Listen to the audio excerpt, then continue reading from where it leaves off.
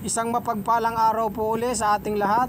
Nandito na naman po tayo para magbigay ng isang kaalaman, impormasyon at diskarte para sa ating pagpaparming. So ngayon pong umaga, samahan nyo ako sa pag-aabono ng ating pinya.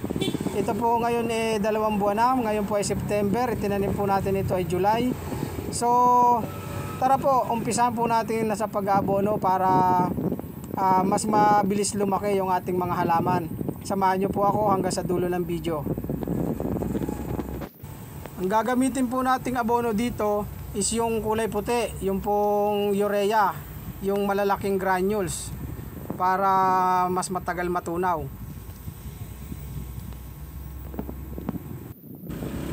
Tara po, let's go after the intro.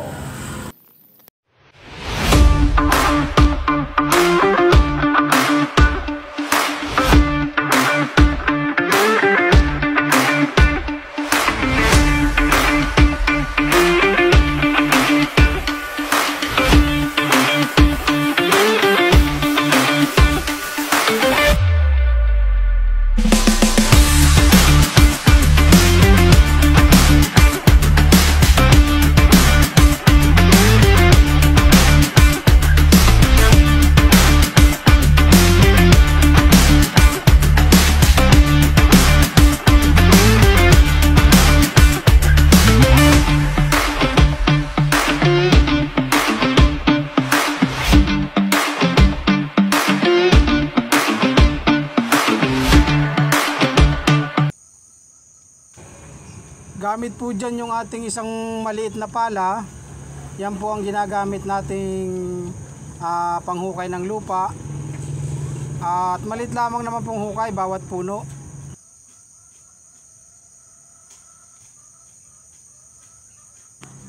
So bali isa-isahin po natin yan. Siguraduhin natin na bawat puno ay mahukayan natin para doon po natin ilalagay yung ating abono. Kung saan po yung part ng lupa na mataas, doon po kayo gumawa ng butas para po doon sa inyong pinya.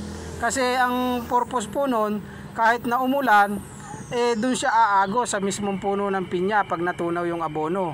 Huwag po tayong maglalagay doon sa laylayan kung saan ang paagusan ng tubig pag umuulan. Bale, doon po tayo maglalagay sa taas, kung saan nagmumula ang tubig.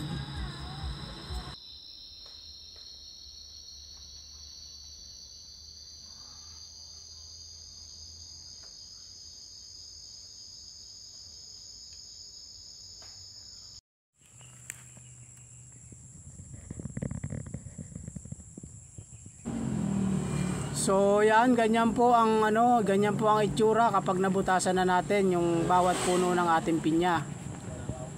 Ganyan po ang itsura. Huwag nyo masyado pong ikakalapit at huwag nyo din namang masyadong malayo. Yung sakto lang, mga 10 cm mula dun sa mismong puno o dun sa pangalawang dahon mula ilalim. Dun nyo itapat yung yung butas na paglalagyan ng abono.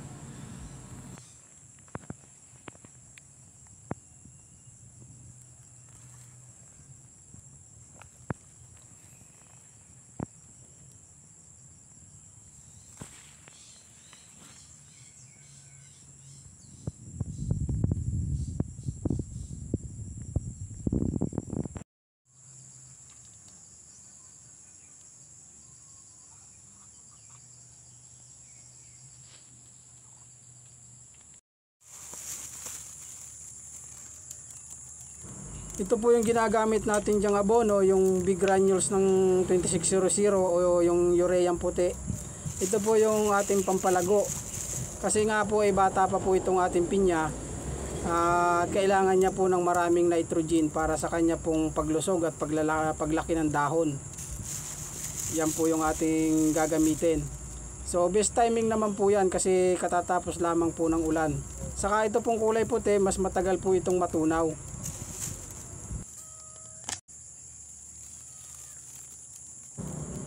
Bali ganyan lang po karami sa bawat puno ang ating ilalagay. Huwag din naman po nating pakakaramihan kasi nga batang bata pa po yung ating pinya.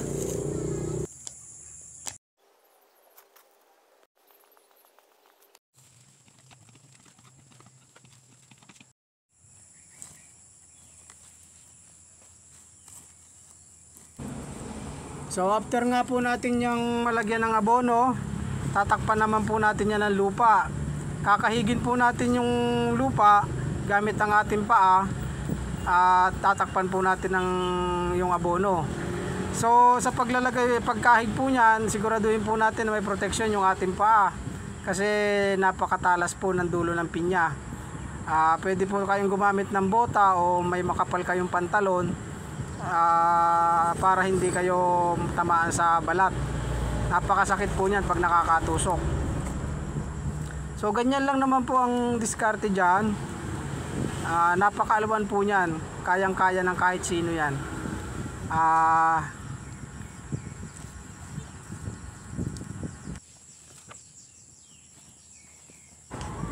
Mapapansin nyo nga pala, yung ating pinya hindi masyadong kalinisan, may mga pakonti-konting damo. So maganda rin po yan sa pinya na meron silang mga konting kakompetensyang damo-damo, kasi ayaw din naman po ng pinya na sobrang linis ang kanilang puno.